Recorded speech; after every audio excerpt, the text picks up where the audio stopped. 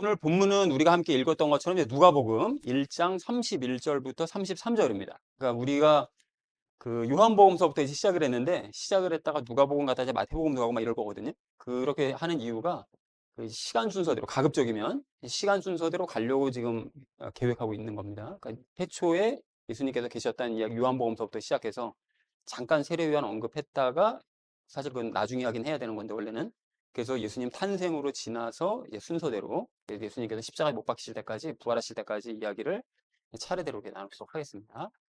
자, 그래서 지난주는 우리가 세례 요한에 대해서 나눴었거든요. 그래서 예수님께서 비추시는 빛을 사람들이 깨닫지 못했죠. 그 요한복음 말씀처럼. 그래서 하나님께서는 누구를 보내셨죠? 세례 요한을 보내셨습니다. 그래서 그 빛을 깨달을 수 있게 하기 위해서. 그래서 세례 요한은 하나님의 명령을 받들고 평안한 삶을 포기하고 광야로 갔다고 그랬죠. 그래서 세례 요한은 자신을 낮추고 예수님을 지극히 높이면서 예수님을 바르게 알리는 일에 모든 충성을 다했습니다. 그래서 이 땅의 삶에 이것에 이제 올인을 한 거죠. 자, 그래서 마태복음 28장 19절 20절의 명령을 받은 우리도 세례 요한의 길을 이제 따라야 된다고 그랬습니다. 그래서 여러분 너무 심각하게 그러면 내가 뭐 일상의 삶까지 다 포기하고 뭐 직업도 다 포기하고 그냥 그럼 나도 그냥 그 복음을 전하는 그 현장으로 이렇게까지 살 필요는 없습니다, 여러분. 그래서 우리가 주변에 있는 사람에게 복음을 전하자는 거예요. 그거를 우선순위를 둬서. 자, 그래서 한 달란트 받은 종이 되지는 말아야 된다고 그랬었죠. 그래서 우리가 두 달란트, 다섯 달란트 받은 종처럼 받은 것이 있다면, 예수님을 받았다면, 우리가 예수님을 전하는 일에 또 담는 일에 열심을 내야 된다. 가만히 있으면 이건 안 되는 일이다. 라는 얘기를 우리가 했었죠. 그래서 우리도 세례요한처럼 자신을 낮추고 예수님을 높이면서 예수님을 알리는 일에 충성을 다해야 된다. 근데 어떻게 해야 되느냐? 누구에게 전해야 되느냐? 가까이 있는 사람들이요. 가족들, 특히 이제 자녀들, 다음 세대들에게 예수님을 전하는 일에 열심을 내야 된다. 라는 얘기를 우리가 지난주에 나눴습니다. 자, 그래서 정리를 좀 해보자면 빛을 깨닫지 못하는 사람들을 위해서 하나님께서 세례요한을 보내셨죠.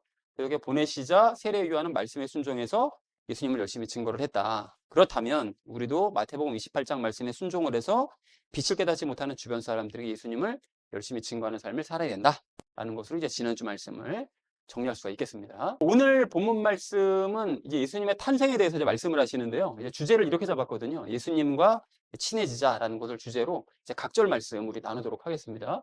먼저 31절 말씀 함께 읽도록 하겠습니다. 그런즉 보라 너는 너의 태에 임신하여 한 아들을 낳으리니 그분의 이름을 예수라 부를지니라 라고 말씀하시죠. 너의 태에 임신을 했대요. 그러니까 마리아가 이제 임신을 할 건데 여기서 임신한 것은 뭐 요셉과의 관계에 의해서 임신한 것이 아니죠. 예, 아닙니다. 그러니까 마리아는 성령님에 의해서 처녀인데 아이를 가진 거죠. 요게 이제 이사야서 7장에도 그 말씀이 예언이 되어 있잖아요. 처녀가 잉태하여 이제 아들을 낳을 거다. 이런 게 예언이 되어져 있는데 바로 그것이 이제 이루어지는 겁니다. 자, 그래서 예수로 이제 이름을 부르래요. 근데 예수라는 그 이름은 히브리어로는 발음이 이제 예슈아입니다. 예슈아. 그리고 그 여호수아라고 부르기도 합니다. 그러니까 처음에 예수라고 그랬을 때 사람들은 유대인들은 아, 여호수아가 다시 오나 보다 라고 생각을 했습니다. 예슈아가 온다고 하니까 아, 여호수아가 오나 보다. 그래서 그가 이제 가나안 정복하듯이 세계를 정복하나 보다. 이제 이렇게 이제 생각들을 한 거죠. 자, 그래서 하나님께서 이제 구원하신다는 이제 뜻을 예슈아라는 그 이름에 갖고 있다는 것도 이제 참고하시면 좋을 것 같습니다. 그래서 31절로 정리할 수가 있겠는데요. 보라, 너는 임신하여 한 아들을 낳을 것인데 그분의 이름을 예수라 부르도록 하라. 라고 얘기했다는 것이 31절의 의미가 되겠습니다. 자, 이어서 32절 말씀 함께 읽도록 하겠습니다. 그분께서는 위대하게 되실 것이요. 가장 높으신 분의 아들이라 불리시리라. 그리고 주 하나님께서 그분의 조상 다윗의 보좌를 그분에게 주시리라. 라고 말씀하시죠. 자, 가장 높으신 분의 아들 누굽니까? 그럼 가장 높으신 분은 당연히 하나님이시죠. 성부 하나님. 그러니까 하나님의 아들이라 이제 부를 거에 될 것이다.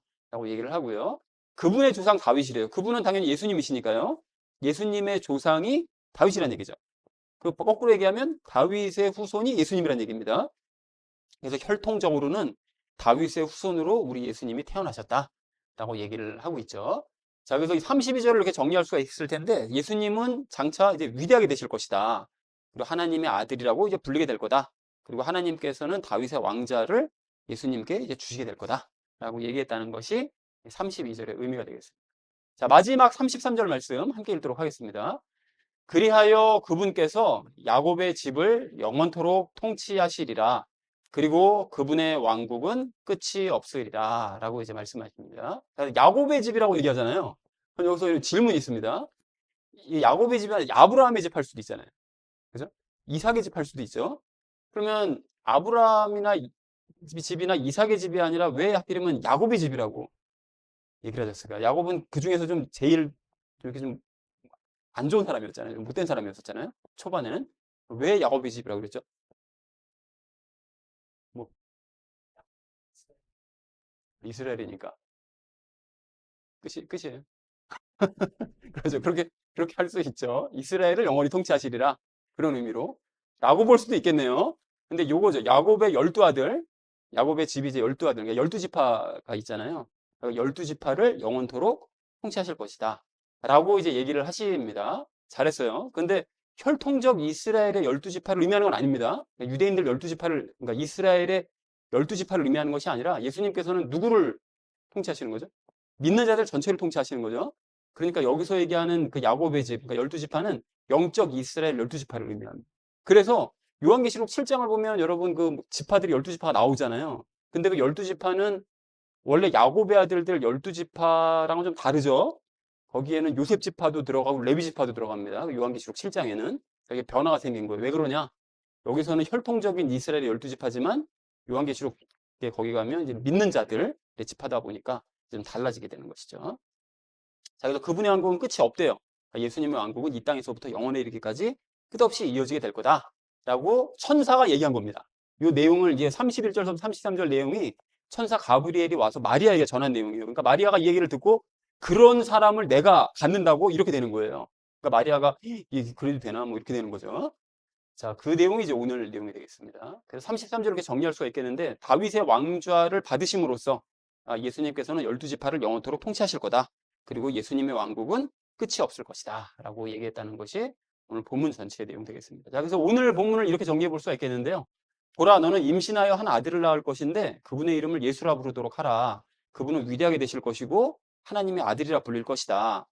자, 그리고 하나님께서 다윗의 왕자를 그분께 이제 주실 것인데 다윗의 왕자를 받으신 예수님께서는 믿음의 12지파를 영원토록 통치하시게 될 거다. 그리고 예수님의 왕국은 끝이 없이 이어지게 될 거다. 그런 분을 너가 갖게 될 거다. 라고 얘기했다는 것이 이제 오늘 본문의 내용이 되겠습니다. 자, 그래서 여러분 이게 좀 그 요한계시록이 아니라 요한복음서부터 우리가 정리를, 그동안 나눴던 내용을 정리를 좀 해보자면 그 예수님께서 빛이라고 그러셨었잖아요. 그죠? 빛이신 예수님께서는 우주 만물을 만드셨다고 그랬죠. 기억하시죠? 그리고 그분께서 각 사람에게 빛을 비추신다고 그랬어요. 세상에 들어오는 모든 사람, 태어나는 모든 사람들에게 다 빛을 비추신다고 그랬죠. 근데 사람들이 빛을 비추시는 거를 깨닫습니까? 못 깨닫습니까? 못 깨닫다고 그랬죠? 예, 그 빛을 전혀 깨닫지 못했다고 그랬어요. 그래서 하나님께서 특단의 조치를 내주셨는데 누구를 보내신 거죠? 먼저? 세례요한을 먼저 보낸 거죠. 예수님 전에. 그래서 하나님께서는 세례요한을 보내셔서 예수님의 길을 예비하게 하시면서 빛이 오신다. 그분께서 비추시는 빛을 받아야 된다. 라고 이제 예비를 한 거죠. 그리고 이후에 예수님께서는 빛을 직접 보여주시기 위해서 세상으로 오신 거예요. 세례요한이 온 이후로 직접 그 빛을 사람들에게 직접 보여주시기 위해서. 그것이 이제 오늘 이후의 본문들, 그러니까 누가복음 1장 이후에 마태복음서부터 쭉 이어지는 그 본문들이 예수님의 삶이 곧 빛을 비춰주시는 삶이었다라는 것으로 정리를 해볼 수가 있겠습니다. 그래서 예수님의 탄생과 관련돼서 오늘 우리가 세 가지를 좀 나눌 건데, 첫 번째는 예수님께서 이 땅에 태어나신 이유에 대해서, 두 번째는 하나님과의 관계에 대해서, 마지막 세 번째는 이 손해와 순종에 대해서 말씀을 나누도록 하겠습니다. 그래서 오늘의 결론이요, 예수님과 친해지자라는 것을 주제로 이제 나머지 말씀을 삶에 적용하면서 이렇게 말씀 나누도록 하겠습니다. 첫 번째로 우리가 나눌 말씀은 예수님께서 오신 이유를 알자는 거예요. 여러분, 이게 31절, 오늘 31절 말씀은 이렇게 말씀하십니다. 우리 함께 다시 한번 읽을까요? 시작. 그런즉 보라, 너는 너의 태에 임신하여 한 아들을 낳으리니 라고 말씀하시잖아요. 근데 여러분, 이게 마리아가 임신한 것은 아까 전에 말씀드렸던 것처럼 사람에 의해서 임신한 것이 아니라 성령님에 의한 것이었잖아요. 성령님께서 그 안에 씨를 넣어주셔서 그래서 예수님이 태어났단 말이죠. 자, 그러니까 예수님께서는 죄가 없이 태어나신 겁니다. 왜 그렇죠? 성령님께서 씨를 넣어주시면 그냥 그분이 거룩하시니까 죄가 없는 건가요? 왜 그런 겁니까? 이걸 한번 답을 해보시죠. 왜요? 그렇죠. 원죄가 없죠. 근데 그거는 죄는 아담이 지은 죄를 원자로 한다면, 그죠? 그러면 그 아담이 지은 죄는 누구를 통해서 이어진다고요? 사람을 통해서, 사람 중에서 특히 남자를 통해서 이어지는 거잖아요. 그래서 아브라함이 이삭을 낳죠. 그거는 그 사라가 이삭을 낳는 게 아닙니다. 그리고 이삭이 야곱을 낳습니다. 리브가가 야곱을 낳는 게 아닌 거예요. 그러니까 그렇게 남자가 남자를 낳아서 죄가 죄를 낳는 게 계속 이어지는 거죠. 그런데 마지막으로 예수님께서는 누가 낳았다고 되어 있죠? 마태복음 보면 마리아로부터 예수님께서 태어나신 이렇게 얘기하시잖아요. 그러니까 남자의 씨와 상관없는 죄로부터 태어나지 않은 그런 의미를 갖고 있는 거죠. 성령님께서 집어넣으셔서 남자로부터 태어나지 않고 성령님께서 직접 넣으셨기 때문에 죄가 없이 태어나신 거다. 라고 이해하실 수가 있겠습니다. 정리가 되셨죠? 예. 자, 그래서 그러니까 예수님께서는 피상적으로 봤을 때 아브라함과 다윗의 혈통으로 태어나신 건 맞잖아요. 그죠? 마태복음 보면 아브라함과 뭐 이렇게 14대 지나서 다윗으로부터 뭐 스룹바벨까지 14대 뭐 이런 식으로 얘기하잖아요. 그러니까 그 혈통으로 태어나신 거는 맞지만 사실은 그들의 혈통과는 상관이 없이 태어나신 거죠. 그죠? 그래서 성령님에 의해서 죄가 없는 상태로 태어나신 거다라는 것을 확인하시면 좋겠습니다. 자, 그런데 그렇다면 하나님께서는 왜 굳이 죄가 없이 태어나게 하셨을까요? 그 이유가 있는데 세 가지 이유가 있습니다, 여러분. 그 희생제물로 삼으시기 위해서 그러신 거예요. 희생제물로. 우리가 얼마 전에도 나눴던 것처럼 인간들의 죄를 받을 제물로 예수님을 그런 제물로 삼으시기 위해서 죄 없는 상태로 태어나게 하셨다는 거죠. 우리가 여러분 기억하시죠? 구약의 그 제사는 희생제사는 깨끗하고 흠없는 깨끗한 어린 양을 가져다가 머리에다 안수하면서 죄를 고백하면 내 죄가 양한테 가져. 양을 죽이면 그 내 죄가를 가져간 양이 죽음으로써 내 죄도 사라져버리고 없어지는 그런 식의 제사를 드렸다고 했었잖아요. 그러니까 내 죄를 받을 존재는 깨끗해야 되는 거예요. 그 죄 있는 다른 사람이 내 죄를 받을 수는 없습니다. 그래서 예수님께서 죄가 없는 상태, 깨끗한 상태로 이 땅에 태어나게 하시고 내 죄를 그래서 받으시고 죽으시기 위해서 그래서 오셨다는 거죠. 예수님께서 죄 없이 태어나시는 게 첫 번째 이유입니다. 자, 그런가 하면 죄가 없이 예수님께서 이제 태어나셨으니까 그렇다는 얘기는 죄의 실체가 뭐라고요? 불신이라고 그랬죠? 믿음 없음.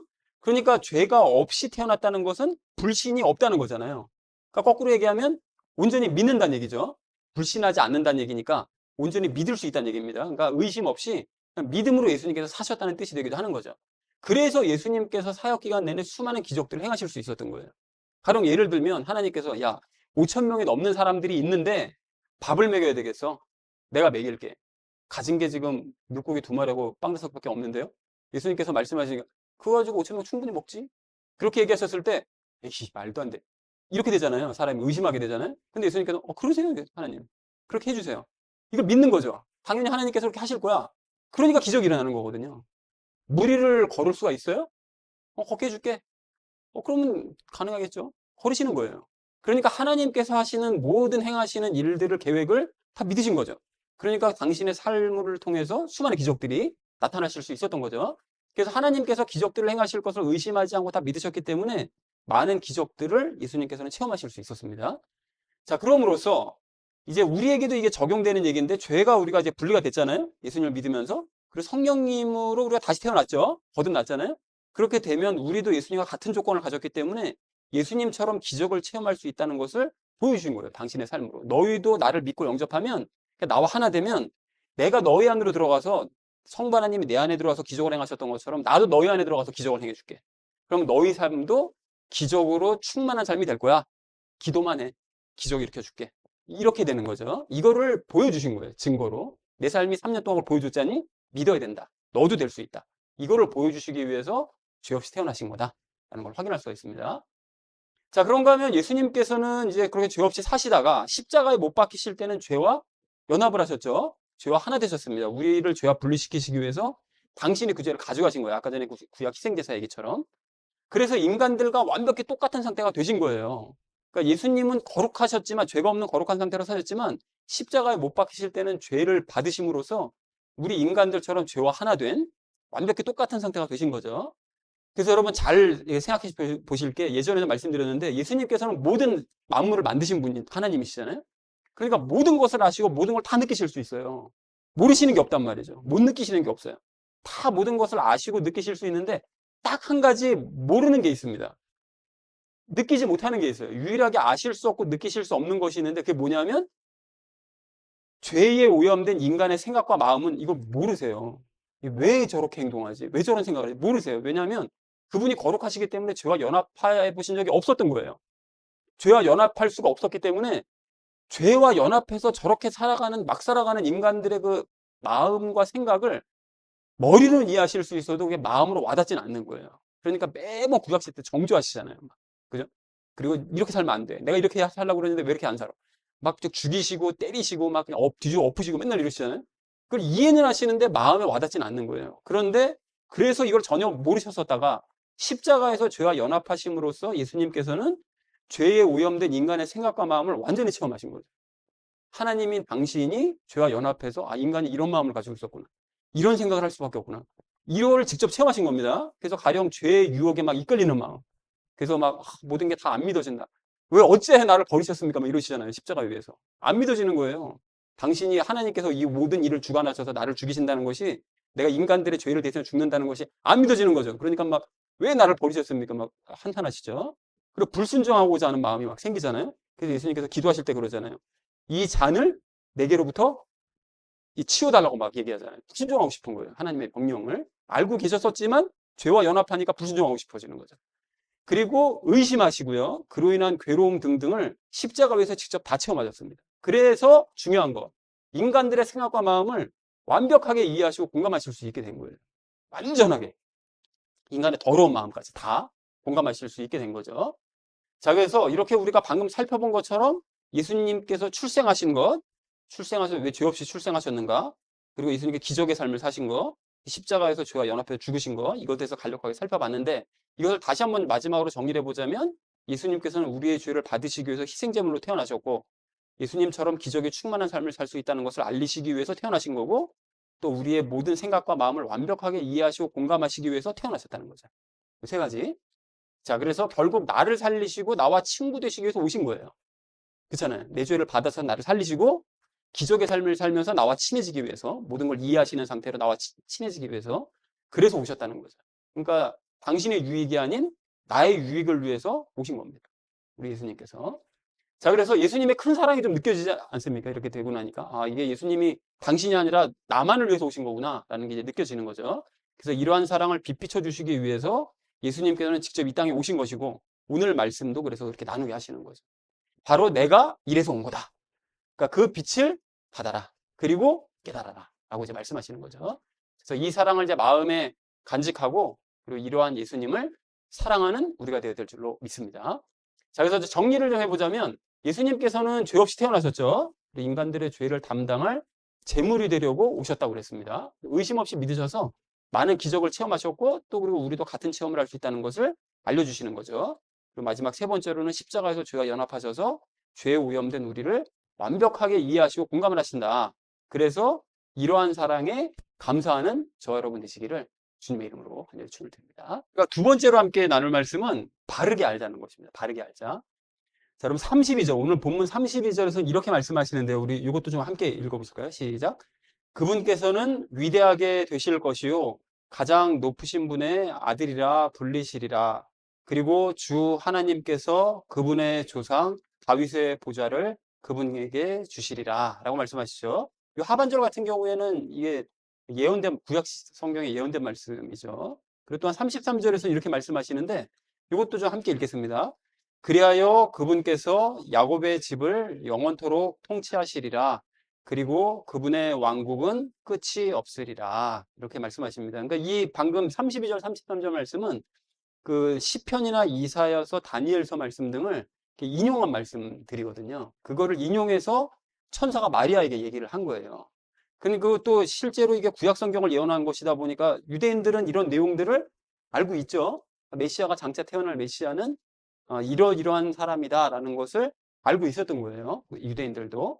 자, 그렇다 보니까 이 말씀이 이제 예수님께서 유대인들 중에서 위대하게 되시고 또 혈통적 유대인들의 왕이 되시고 유대인들만 통치하신다라는 뜻으로 볼 수가 있거든요. 구약 성경만 보다 보면 장차 올 메시아는 유대인들을 위한 왕이다 라고 이제 이해를 할 수 있다는 것이죠. 그래서 실제로 유대인들은 그렇게 해석을 했습니다. 잘못 해석해가지고 예수님이 유대인들을 위해서 오셨다라고 생각을 한 거예요. 유대인들만을 위해서 오시는 구원자, 유대인들을 구원하기 위해 오신 분이다 라고 생각을 한 거죠.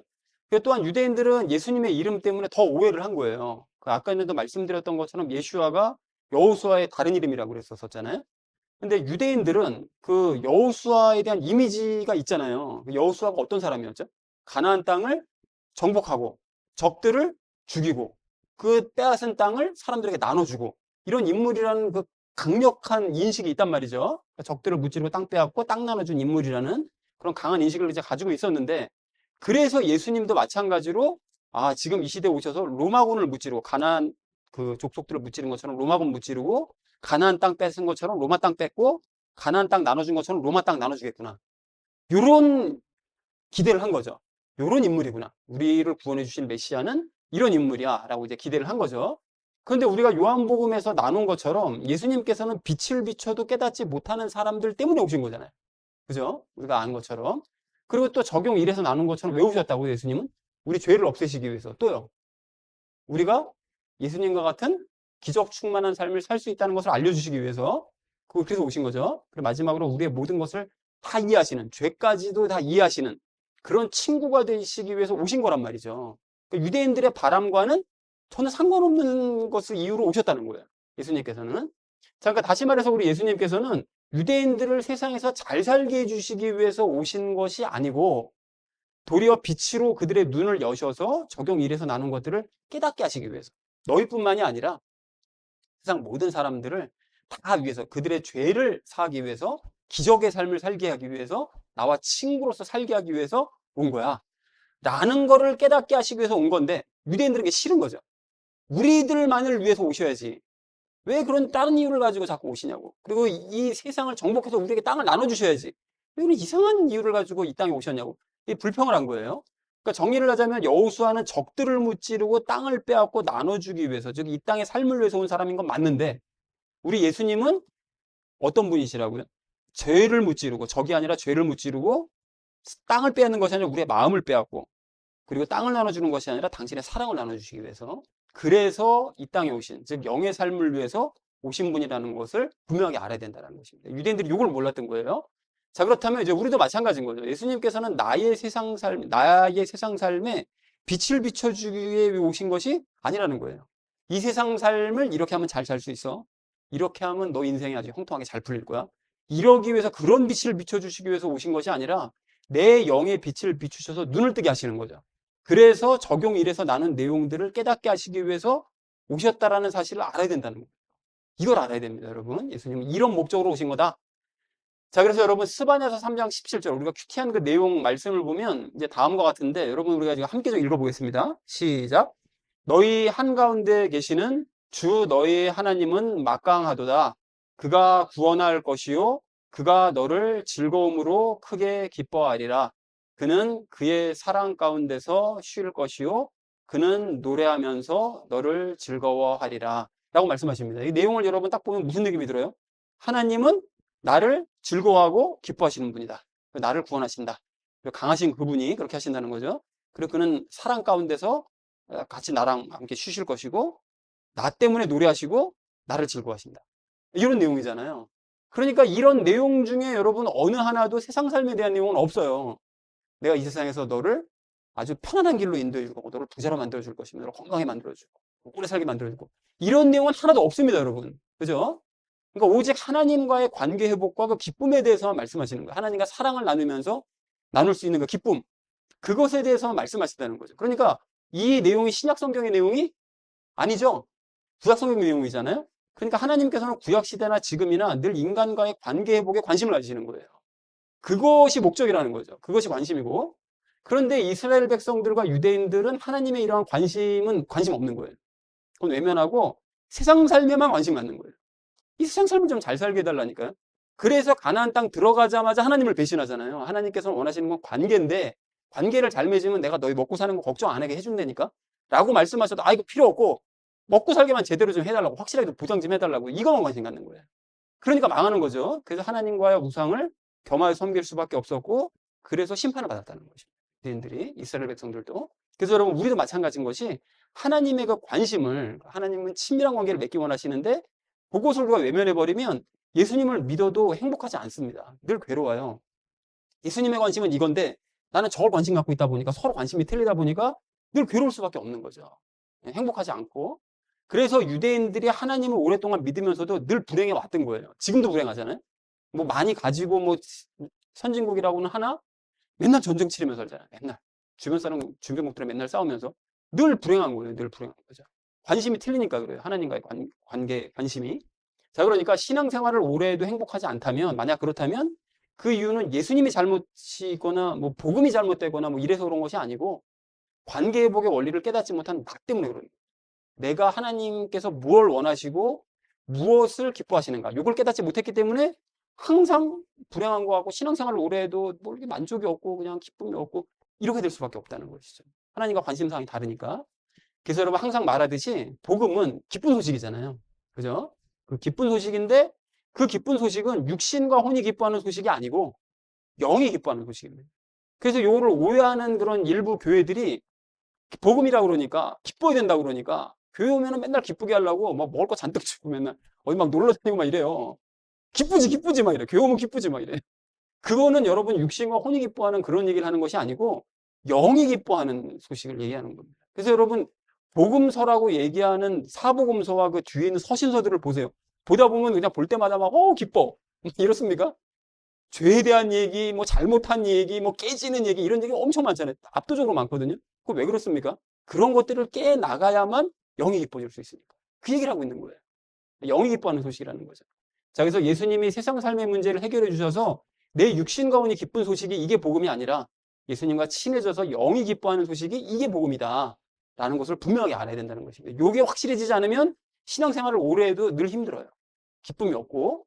그래서 이 원리를 진심으로 깨닫지 못하면 신앙은 매일 제자리 걸음 걸을 수밖에 없고 진정한 기쁨과 만족이 없다. 그래서 여러분 오늘 본문 말씀으로 해서 다시 한번 확인해 볼 필요가 있는데, 예수님께서 하나님의 아들로 오셨다는 이 32절 말씀은 나도 하나님의 자녀로 만드시기 위함입니다. 그래서 하나님과 친밀해질 수 있도록 하기 위해서 오신 거예요. 그리고 예수님께서 다윗의 보좌에 앉으셨다는 그 32절 말씀은 세상을 정복하시겠다는 그런 의미가 아니라 다윗의 보좌를 내 안에 놓으시고 앉으셔서 내 삶을 다스리시겠다는 그런 의미라는 거죠. 너가 세상 살아갈 때 세상 다 다스려줄게, 정복해줄게 라고 말씀하는 것이 아니라, 넘어간 것 같죠. 예, 그래서 이렇게, 그래서 다윗의 보좌를 내 안에 놓으시고 앉으셔서 내 삶을 다스리기 위해서 오신 거다. 그리고 예수님께서 야곱의 집을 통치하신다는 그 33절 말씀은 유대인들만을 통치하신다는 그런 뜻이 아니라 예수님을 믿는 자들 전체를 다 통치하신다는 그런 이야기다.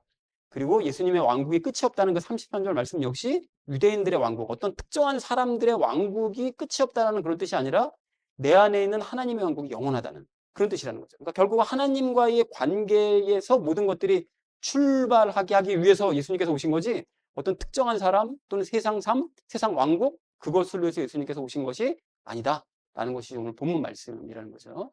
그래서 유대인들처럼 세상 왕국을 위한 메시아를 바라지 않는 우리가 되기를 원합니다.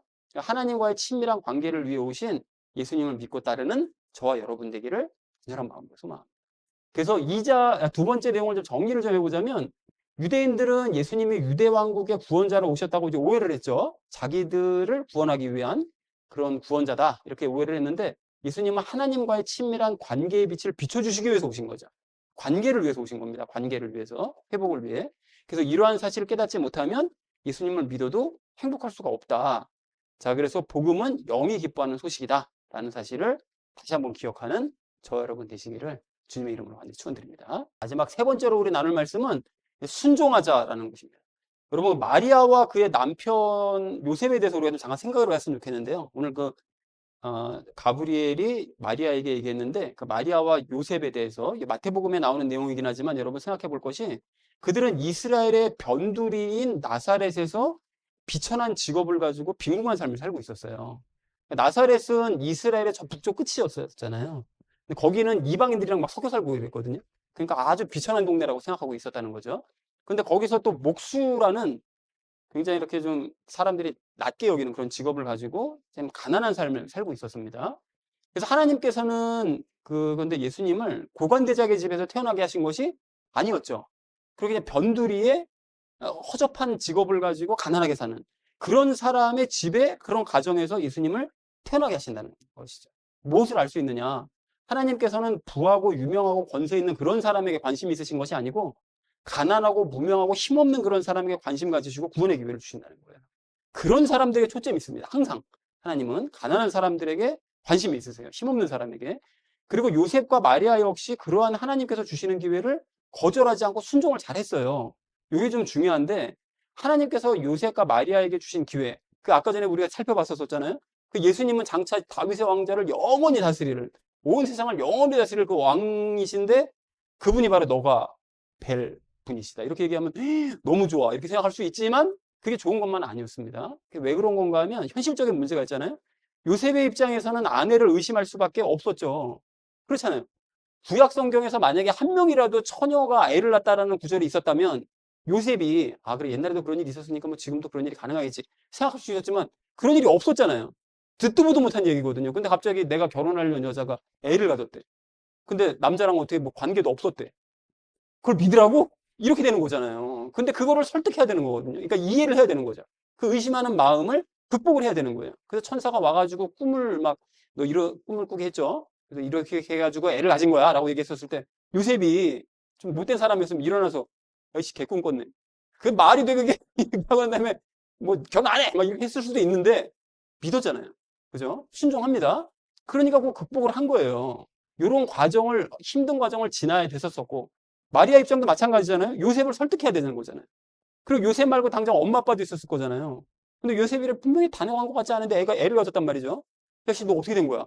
당장 물어볼 텐데 그거를 설득을 해야 되는데 하나님께서 오셔가지고 저한테 천사가 와 이게 꿈을 꿨나 이렇게 될 거잖아요. 그러니까 이거를 설득하는 힘든 과정을 지나야만 했는데 그러다 보니까 이 두 사람은 손해가 될 수도 있는 그 일을 받아들이기로 결정하고 순종을 합니다. 두 사람이 다. 그래서 하나님께서 주시는 기회를 받아들이지 않는다면 그러나 그런 분을 나는 가지지 않으려 한다면 그냥 일상적인 평온한 삶을 살아갔겠죠. 근데 그럴 수 있음에도 불구하고 손해를 감수하고서 믿음과 용기의 걸음을 내디뎠다는 거예요. 이게 중요한 거죠. 우리도 이제 마찬가지입니다, 여러분. 그래서 그 사람들은 지금도 이제 복 있는 자라는 소리를 듣고 있는데 이러한 요셉과 마리아의 태도를 본받아야 돼요.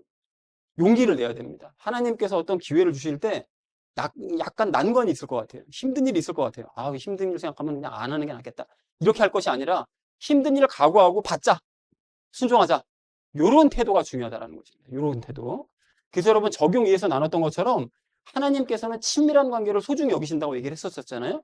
근데 유대인들은 하나님과의 친밀한 관계에 관심이 없었다고 그랬잖아요. 아무런 관심이 없었습니다. 그 도리어 현실 삶에 손해가 될 것 같으면 하나님 외면해 버렸어요. 내가 힘들다고 이 상태에서 더 힘들다고? 아이 그럼 나 하나님 말 안 들을래. 이렇게 되는 거죠. 그리고 하나님을 그래 찾지도 여쭙지도 않았다고 스바냐서 1장 6절에서 말씀하시는 거잖아요. 그래서 하나님이 이게 불평이셨거든요. 너는 조금만 힘들면 왜 그걸 손해가 된다고 생각하면 그걸 거부해 버리고 나를 더 외면해 버리고 찾지도 않고 묻지도 않고 나를 완전히 외면해 버리니 서운하신 거거든요. 이렇게 되면 안 된다는 거죠. 근데 하박국은 그에 반해서 하박국은 관계의 원리를 깨달았기 때문에 재물과 소유가 다 사라진다 할지라도 내가 손해를 보는 한이 있다 할지라도 나는 오직 하나님만 붙들고 하나님만 기뻐하겠다. 이게 고백하는 거죠. 무화과 나뭇잎이 마르고 포도 열매가 없으며 감람나무 열매가 그치고 논밭에 뭐 양들 소유가 다 없어도 나는 오직 하나님만 기뻐하겠다. 고백을 하잖아요. 그게 바로 내 소유가 모든 소유가 다 사라지고 손해를 본다 할지라도 난 하나님을 소유하고 있기 때문에 난 기뻐하겠다. 이런 자세요. 이게 중요하다는 거죠. 그래서 이처럼 하나님을 바르게 알고 하나님과의 관계가 친밀해져서 환경과 상관없이 하나님을 기뻐하며 순종하는 사람이 이게 진짜 신앙인입니다. 이게 진짜 신앙이에요. 나는 나에게 하나님의 많은 걸 주시고 사랑도 부어주시고 재물도 주시고 건강도 주시고 나의 생명도 연장. 이래서 난 하나님이 기뻐. 이거 가짜입니다. 그때만 기뻐하는 가짜 신앙이에요. 근데 나는 그런 거 딱 없어도 하나님만 있으면 나는 기뻐. 하나님만 있으면 난 만족해. 나는 하나님께 순종할 수 있어. 이게 진짜 신앙입니다. 그러면 이제 우리도 마찬가지라는 거죠. 예수님께서는 비천하고 멸시받고 가진 것 없는 우리에게 기회 주시고 우리를 구원해 주셨잖아요. 고린도전서 1장 28절에서 얘기하시는데 이렇게 기회를 주시고 구원하셨는데 그래서 우리는 죽은 이후에 천국과 새 예루살렘으로 갈 수가 있습니다. 그죠? 네, 동의하시면 아멘. 네, 그렇게 갈 수가 있어요. 그러면 그것으로 된 거 아니에요? 여러분 우리가 죽어서 천국과 새 예루살렘 우리가 지금 여기 가다가 집에 돌아가는 길에 버스에 그런 일이 생기면 안 되겠으나 차 사고가 났어요. 뭐 그래서 그냥 죽었어. 그러면 난 불행해. 제대로 이루는 것도 없이 그냥 죽게 됐어. 이래야 됩니까 그리스도인이? 죽으면 우리 어디 가죠? 천국 가잖아요. 예루살렘 가잖아요. 그 갈 데가 있단 말이죠. 그럼 된 거잖아요. 그죠? 이 땅의 삶이 어떻게 되든 좀 힘들더라도 죽고 나면 우리에게 놀라운 보상이 기다리고 있다면 충분하다라는 거죠. 그런데 하나님께서는 그것으로, 야, 그러니까 이 땅에서는 고생해도 찍소리 말고 그냥 무조건 따라와. 이렇게 하시는 것이 아니라 이 땅에서도 나와 친구가 되어주시고 필요를 채워주시고 삶의 문제까지 해결을 해주신다는 거죠. 이거 여러분 다 체험들이 있으시잖아요. 그죠? 예수님이 가까이 계신다는 게 느껴지고 계속 문제가 있을 때 기도하면 그 해결해 주시고 필요도 채워주시고 이렇게 해결을 다 해주신다고 한다면 더 이상 바랄 것이 뭐냐는 거예요. 더 이상 뭘 바랍니까?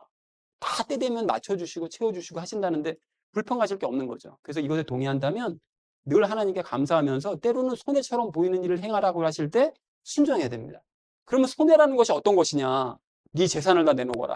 네 자식을 내게 다오. 이런 거냐? 그런 거 아닙니다, 여러분. 가령 주야로 말씀 읽는 거. 이거 우리 이런 거 사실 하나님의 넓은 관점에서 보면 아무 일도 아닌 거잖아요. 그죠? 아침, 저녁으로 말씀 보는 게 그렇게 힘든 거냐? 사실 아닙니다. 아닌데 시간을 손해보는 것처럼 막 느껴진단 말이죠. 내가 이거 보고 나면 내가 다른 일을 못 하는데 유튜브 쇼츠 하나 더 봐야 되는데 내가 말씀 보면 이게 안 되는데 이게 손해처럼 보인다는 거예요. 그리고 바쁜 와중에 막 기도하는 것도 내 시간과 감정을 손해보는 것처럼 막 느껴요. 막 기도하다 보면 때로는 눈물 날 수도 있고 또 막 화나는 거 막 참아야 될 때도 있고 막 그러니까 감정을 막 내가 억눌러야 되고 이거 내가 손해봐야 되지? 내가 기도하는 시간을 왜 내가 손해봐야 되지? 이런 생각 할 수 있다는 거예요. 그리고 주일에 예배 드리는 것도 이거 시간 낭비요. 내 건강 낭비요. 돈도 내야 되니까, 헌금도 해야 되니까, 이 금액도 낭비, 이게 다 손해보는 것처럼 느껴지는데, 이런 생각을 할 수가 있다는 거예요. 그리고 또한 많은 사람들이 예수 믿고 부자 될 수 있다는 설교를 지금 이 시간에 엄청 듣고 있거든요. 전국에서. 예수 믿고 부자 될 수 있다. 예수 믿고 건강해질 수 있어. 축복받을 수 있어. 뭐 이런 설교 듣는데, 우리 교회는 맨날 관계에 대한 설교만 하고 있잖아요. 이거 듣는 게, 와, 이거 어쩐지 손해보는 거 아니야, 이거? 딴 데서 예수 믿고 부자 된다는데 부자 못 되는 거 아니야? 손해본다는 것처럼 느껴질 수 있다는 거예요. 그 또한 많은 사람들이 예수님과 적당한 거리 두고 주거니 받거니 편한 신앙생활 하거든요. 헌금 드리고 그리고 나는 그러면 복 받고 그죠? 주일을 시간 1시간만 딱 지켜내면 일주일 동안 다 지켜주시고 기브앤테이크가 아주 정확하잖아요. 명확하잖아요. 깔끔하게 신앙생활을 남들은 다 한다고 하는데 예수님과 함께하는 삶을 우리는 맨날 강조하다 보니까 맨날 함께 살아야 된다고 얘기하다 보니까 예수님이 늘 내 옆에 계신다고 그러면 하는 행동들을 막 제약을 받잖아요. 말에도 제약받죠. 생각도 제약받잖아요. 그러니까 부담되고 손해처럼 느껴질 수 있다는 거예요. 예수님을 맨날 인식하며 살아가는 삶이라는 게 도리어 나에게 손해 아닌가라고 생각될 수 있다는 거죠. 그런데 이 모든 것들은 사실은 손해가 아닙니다. 여러분. 말씀 보고 기도하고 예배드리고 여러분 예수님과 함께 살아가는 삶이 손해예요? 아니라는 거예요. 근데 혹시 손해라고 생각한다 할지라도 이것에 순종을 한다면 가짜 그리스도인들이 느끼지 못하는 예수님과의 친밀함을 정말로 느낄 수 있습니다. 그리고 예수님과 친구로 살 수 있어요. 제가 이건 보장드리고 장담드려요. 그러니까 이런 삶을 살라고 빛을 비춰주시기 오신 거예요. 너는 다른 사람들처럼 이 세상 삶을 살기 위해서 유대인들처럼 이 세상 삶을 잘 살기 위해서 나를 믿을래? 아니면 나랑 너 친구랑 살을래? 친구로 살을래? 너 어떤 삶을 살고 싶니? 라고 물어보셨을 때 어떤 삶을 선택해야 되느냐? 후자를 선택해야 된다는 거죠. 그러면 모든 것들은 저절로 채워지는 거예요. 하지만 내 세상 삶을 목적을 두고 거기를 주목하며 살아가면 예수님과의 관계도 끝날 뿐더러 나는 그 이후의 삶을 보장이 안 되는 것이죠. 자, 그래서 많은 기독교인들이 이러한 원리를 알지 못하고 알더라도 원하거나 행하지 않습니다. 나 그런 거는 바라지 않아. 그냥 적당히 그냥 교회 생활 적당히 하면서 나 이 땅에서 누리며 살을래. 대부분 이렇게 되는 거죠. 그래서 예수님과 친구가 되지 못하고 문제도 해결받지 못하는 불행한 삶을 살아요. 겉으로만 행복한 척해요. 교회 다니니까 너무 행복해. 예수님 믿으니까 너무 잘 되는 것 같아. 사실 아니죠. 결정적인 순간이 있을 때마다 괴로워합니다. 혼자 괴로워하죠. 울죠. 힘들어하고 그렇게 되는 거예요. 그래서 빛을 받은 우리는 바른 길로 가기 원합니다. 요셉과 마리아처럼 또 세례 요한과 하박국처럼 손해가 될 것 같아도 일단은 순종해 보자는 거예요. 일단은. 그래서 예수님께서 원하시는 바를 바르게 깨닫고 그것을 순종함으로써 예수님과 친구가 되는 우리 모두가 되기를 간절한 마음으로 소망합니다. 자, 그래서 세 번째로 우리 이 얘기를 정리를 하려고 하는데 요셉과 마리아는 가난하고 무명했다고 그랬죠. 예수님께서는 그러한 요셉과 마리아에게 찾아오셨습니다. 그래서 요셉과 마리아는 손해를 감수하고 하나님의 말씀에 순종을 했어요. 이게 중요하죠. 근데 유대인들은 손해를 감수하려고 전혀 그렇게 하질 않았습니다.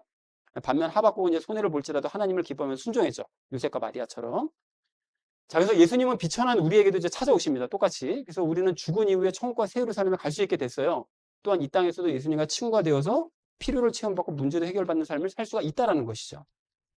그렇다면 손해를 감수하고서라도 요셉과 마리아, 세례 요한, 하박국처럼 순종하는 삶을 사는 저와 여러분 되시기를 주님의 이름으로 간절히 축원드립니다. 예수님과 친해지자라는 것을 이제 제목으로 오늘 말씀 우리 나눴는데, 첫 번째로 나눴던 말씀은 예수님께서 오신 이유를 알자고 했죠. 예수님께서는 성령님으로 잉태되어서 죄 없이 태어나신 분이다 라고 얘기를 했습니다. 자, 그렇다면 죄 없이 태어나신 첫 번째 이유, 그게 뭐라고 그랬죠? 예수님! 뭐였죠? 그렇죠. 그게 남자의 씨로 태어나지 않았으니까 죄 없이 태어나신 거잖아요. 그죠? 근데 그렇게 죄 없이 하신 그 이유가 뭐냐는 거예요. 제물이 되게 하시기 위해서. 그러니까 우리의 죄를 받고 처리를 해주시기 위한 제물이 되게 하시기 위해서 오셨다. 죄 없이 태어났다. 예수님이 많은 기적을 행하실 수 있었던 그 이유가 뭐였을까요? 믿음이죠, 믿음. 그러니까 죄가 없으시니까 다 믿는 거예요, 다.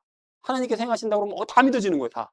이래서 기적을 행하실 수가 있었다. 그러면 이게 우리에게 주는 의미가 뭘까요? 그렇죠. 우리도 믿음을 가지면 예수님처럼 살 수 있다. 예수님처럼 기적이 일어나는 삶을 살. 그래서 여러분 그 신앙생활 하다 보면 이렇게 될 거야. 이렇게 해주실 거야. 믿으면 기적들이 막 보이잖아요. 나만 아는 기적들. 우산 안 갖고 왔네요. 밖에 폭우가 쏟아져요. 큰일 났네. 버스에서 내리면 비 쫄딱 맞아야겠네. 이러시면 안 됩니다, 예수님. 저 비 좀 안 맞게. 비가 딱 그치네. 그죠? 이런 기적들이 일어나는 거예요, 삶 가운데 그냥 평상시에. 이런 체험들을 할 수 있다는 것을 예수님이 보여주는 거죠. 자, 예수님께서는 십자가에 못 박히실 때 무엇과 연합하셨다고요? 죄와 연합하셨죠. 자, 그래서 예수님께서는 그렇게 죄와 연합하셔서 죄에 오염된 우리의 생각과 마음을 완벽하게 이해하시고 공감하실 수 있는 거예요. 그래서 여러분 마음이 괴롭고 힘들고 어렵고 막 이럴 때 다 토로하세요. 그 예수님께서 그 마음을 다 알아주시고 안아주신다니까요. 그 마음을 다 이해하시니까. 내 마음을 다 이해하시니까, 아시니까요. 자, 그래서 나를 살리시고 나와 친구 되시기 위해 오신 예수님의 사랑을 깨닫고 예수님을 사랑하자라는 얘기를 우리 첫 번째로 나눴습니다. 자, 우리 두 번째로 나눴던 말씀은 바르게 알자고 얘기했죠. 유대인들은 말씀을 오해해서 유대인들만을 위한 메시아를 기대했습니다. 우리의 민족만을 위해 오시는 구원자다. 기대를 했죠. 그래서 예수님께서는 빛을 깨닫지 못하는 자들에게 직접 빛을 보여주시기 위해서 오셨다고 그랬어요. 유대인들의 기대와는 달리. 또 다른 것이 있었죠. 사람들의 죄를 사하시고 친구가 되기 위해서. 우리가 적용 1에서 나눴던 세 가지 이야기를 한 가지로 요약하면 사람들의 죄를 없애고 친구로 삼으시기 위해서. 그래서 예수님과 같은 삶을 살게 하시기 위해서 오신 거다라고 이제 확인을 했습니다. 자, 그래서 하나님께서는 친밀한 관계를 원하신다고 그랬습니다. 우리가 친밀한 관계를. 그래서 이러한 영적인 의를 깨닫지 못하고 받아들이지 못하면 예수님을 믿어도 늘 불행해요. 교회를 오래 생활을 해도 늘 힘듭니다. 자, 그래서 복음이란 육신과 혼이 기쁜 소식이 아니라 무엇이 기뻐하는 소식이다. 내 영이 기뻐하는 소식이다. 영이 기뻐지면 육신과 혼은 저절로 기뻐질 일이 생깁니다. 이게 그러니까 항상 우선순위가 있는 거예요. 항상. 자, 그래서 예수님께서는 세상 왕국의 삶을 위해 오신 것이 아니라 친밀한 관계를 오셨다는 사실을 잊지 말자라는 얘기를 우리 두 번째로 나눴죠. 자, 마지막 우리 세 번째로 나눴던 말씀은 순종하자고 얘기를 했습니다. 하나님께서는 가난하고 무명하며 힘없는 자에게 관심 가지시고 구원의 기회를 주신다고 그랬어요. 부자에게 관심 없으십니다. 우리 하나님 다 가지고 계시니까요. 힘 있는 자에 관심 없어요. 당신이 힘이 있으시니까. 가난하고 무명하고 힘없는 그런 사람에게 관심 가지십니다. 그래서 요셉과 마리아는 손해가 될 수 있음에도 불구하고 하나님의 말씀에 순종을 했다고 그랬죠. 그리고 유대인들은 그러나 현실 삶에 손해가 될 것 같으면 얼른 하나님 외면하고 찾지도 않았어요. 이렇게 되면 안 됩니다. 유대인들처럼 되면 안 됩니다, 여러분.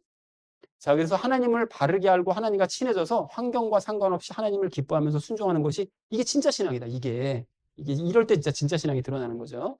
그래서 우리를 구원하시고 친구가 되어주시고 필요를 채워주고 삶의 문제까지 해결해 주시는 우리 하나님께 그러니까 순종하자. 일단 순종하면 그거에 따르는 확실한 이렇게 얘기하면 또 이제 약간 이상하게 흘러가는데 또 그것만 바랄 분은 없겠죠. 보상은 확실하게 있어요. 일단 순종하면 보상은 확실하게 있습니다. 자, 그래서 말씀을 읽고 기도하고 예배 잘 드리고 연합의 복음을 따르는 삶이 손해처럼 보인다 할지라도 여러분 순종하시잖아요. 우리가 평상시 설교 시간에 나누고 막 큐티 시간에 나누는 거에 순종하시면 예수님과 친구 될 수 있고 친구가 되면 놀라운 일들이 벌어집니다. 삶이 이제 기적들이 일어나기 시작하는 거예요. 자, 그래서 하나님과의 관계를 우선하고 손해처럼 보이는 일에도 순종해서 참된 복을 받는 우리가 되자라는 것을 마지막 세 번째로 우리 나눴습니다. 그래서 사랑하는 우리 나눔 있는 교회 성도님들 모두는 예수님께서 이 땅에 오신 이유를 여러분 아시고요.